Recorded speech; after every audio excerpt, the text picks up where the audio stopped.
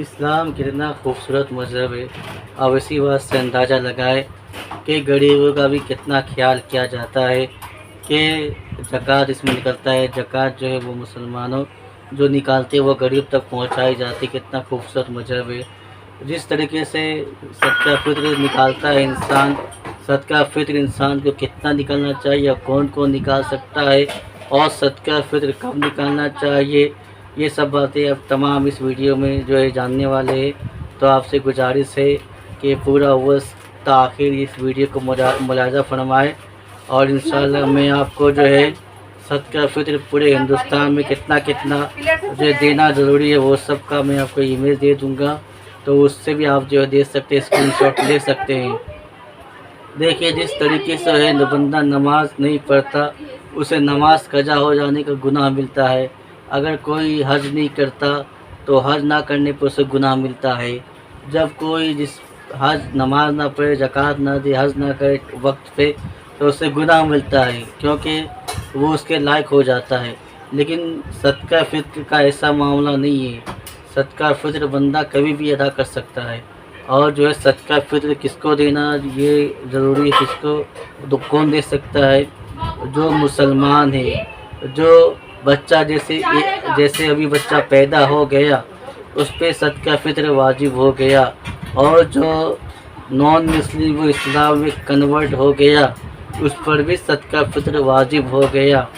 اب یہ سوال ہوتا ہے کہ صدقہ فطر جو ہے یہ کون کون ادا کرے، کتنا دینا چاہیے۔ اب ہر سال صدقہ فطر کی قیمت بڑھتی رہتی ہے، اس سال کتنا دینا چاہیے، تو صدقہ فطر کے حوالے سے آتا ہے کہ 3 حصوں میں جو صدقہ فطر یہ 4 حصوں میں تقسیم کیا گیا ہے، گیہوں، جو، کشمش، اور جو ہے گیہوں، جو، کشمش اور کھجور، ان چاروں کے حساب سے صدقہ فطر آدمی نکال سکتا ہے۔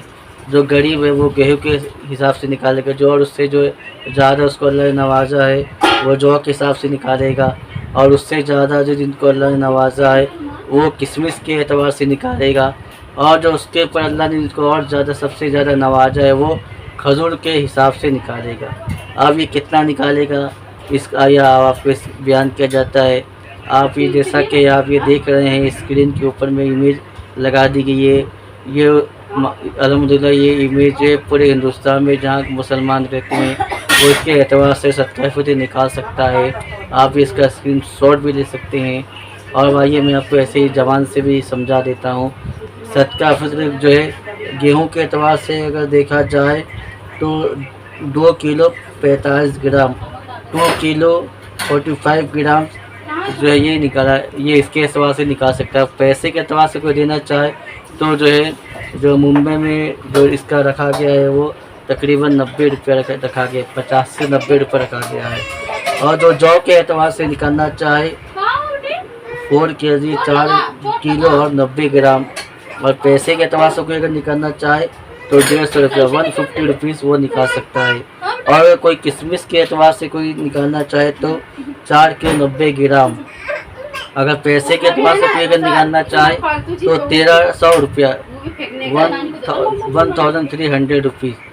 یہ اس پیسے کے اعتبار سے وہ نکال سکتا ہے، اور اگر کوئی کھجور کے حساب سے کھجور دینا چاہے تو 4 کلو 90 گرام، اگر کوئی کھجور نہیں دیتا پیسے ہی دینا چاہتا ہے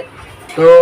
1400 روپیہ 1400 روپیز پیسہ دے سکتا ہے۔ تو آپ سب سے گزارش ہے کہ صدقہ فطر یہ سنت یہ ہے کہ صدقہ فطر جو ہے یہ